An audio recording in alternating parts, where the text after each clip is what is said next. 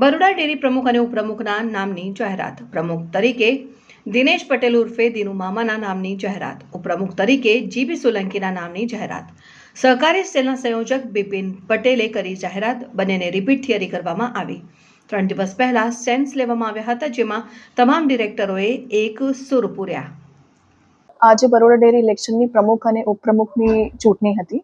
એમાં પ્રમુખ માટે દિનેશભાઈ બાબુભાઈ પટેલ અને ઉપપ્રમુખ માટે જીબી સોલંકીને બિનહરીફ ચૂંટાયેલા જાહેર કર્યા છે. આમાં એક જ ફોર્મ રજૂ થયા હતા, એટલે બિનહરીફ એમને ચૂંટાયેલા જાહેર કર્યા છે. અન્ય કોઈ ઉમેદવારી આમાં કરી હતી? ના, અન્ય કોઈ ઉમેદવારને ઉમેદવારી નથી કરી. આપણે ફક્ત 2 જ ફોર્મ મળ્યા હતા, એમાં એક પ્રમુખ માટે અને બીજા એક ઉપપ્રમુખ માટે.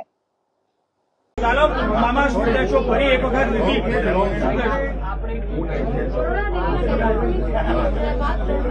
તમે બોલો. મામા રિપીટ થયા તો શું કહેશો? મામા રિપીટ બોલો. આપ સૌએ બરોડા ડેરીની ચૂંટણી જોઈ. ચૂંટણીમાં પણ એક તરફી જ રિઝલ્ટ બધે મળ્યા હતા. 13 ડિરેક્ટર એકબીજાથી જોડેલા છે, બધાને હાથે રાખીને ચાલેલા છે.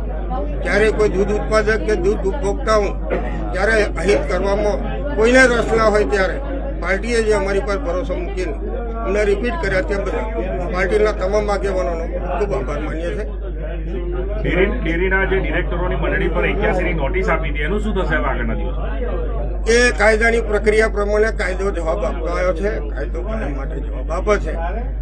એ વહીવટની અંદર નોટિસ એ આપલેનો એક જે શિરસ્તો છે એને વધારે મજબૂત કરશું કે જેથી ફરી નોટિસ ના મળે. આજે તમારી વરણી થઈ છે, પણ ધારાસભ્યો નથી દેખાયા, તો આગામી 2.5 વર્ષ ફરી આ જ પ્રક્રિયા રહેશે, વિવાદોથી ઘેરાયેલી ડેરી? એવું કંઈ અમે તો માનતા જ નથી. અને દર વખતે ચૂંટણીમાં કઈ કોઈ ધારાસભ્યોની ઈચ્છા હોય તો આવે છે, બાકી આવે બધા એવું તો કંઈ હોતું જ નહીં. પણ અમે બધા ભારતીય જનતા પાર્ટીના કાર્યકરોના આગેવાનો એ અમારી પર જે ભરોસો કરેલો છે ભરોસો મક્કમ રાખશું અને પાર્ટીને ક્યારેય અમારા કોમ વતી નીચું ના ગયેલું પડે એ રીતના કામ કરતા આવ્યા છે અને એ પ્રમાણે કામ કોઈ પડકારમાં હરી ઈચ્છા બળવાની. ચાલો હવે ડેરીનો વિકાસ કેવી રીતે આગળ વધશે? આ તો નવું છે નહીં, 13 વર્ષથી ચલાવીએ છીએ. આજે મેં નીચે કેટલાક મિત્રોને આપણા મીડિયાને કીધું હતું કે પાર્ટીનો જેનો આદેશ આવશે, મેન્ડેટ આવશે, એને અમે સ્વીકારવાના છે. 13 ડિરેક્ટરોએ આગેવાનો સામે એમની જે લાગણી હતી એ લાગણીને પાર્ટીએ માન આપ્યું છે. એ બદલ બધાનો આભાર માનું. તમારા બધાને આભાર માનું છું. ધક્કામુક્કી ના કરો, પડાપડી ના કરો અને હારા કોમ મેં બધા ભેગા રહી સાચાને મદદ કરો. ફરી એક વખત રિપીટ થિયરી શું કહેશો? ફરી એક વખત રિપીટ થિયરી તો ફરી એક વખત અમારી પણ કામ કરવાની જે થિયરી છે એ અમે પણ રિપીટ કરીશું. ધારાસભ્યો નારાજ છે? આયા નથી કોઈ ધારાસભ્ય? ઘણા બધા ધારાસભ્યો એવા છે કે જેને ધારાસભ્યો નારાજ નથી, પણ ચૂંટણીની તારીખ નક્કી થાય તો ડિરેક્ટરોએ હાજર રહેવું જોઈએ. અને ગાંધીનગરમાં મિટિંગ હોય અને જરૂરી મિટિંગ હોય ત્યારે ધારાસભ્ય શ્રી ગાંધીનગર પણ હાજર રહેવું પડે.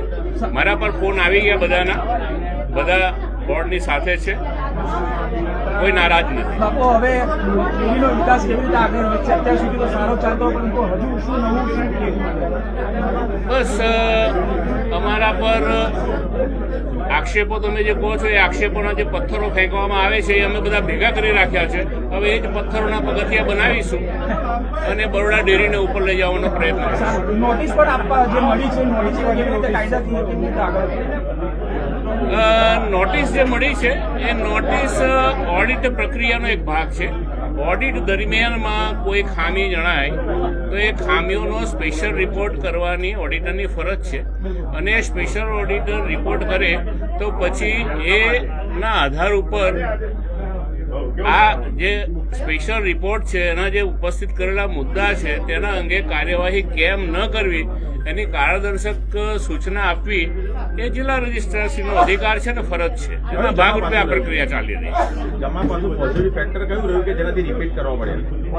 કયું પોઝિટિવ ફેક્ટર હતું કે જેના?